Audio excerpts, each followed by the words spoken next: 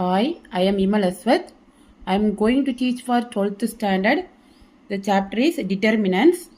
Find the value of determinant of P, P plus 1, P minus 1, P. This is an important one-word question. So, to a determinant of P, P minus 1, that is you have to multiply this one minus this one. So, you have to first you have to take it as delta. This is P, P plus 1. Then P minus 1 P.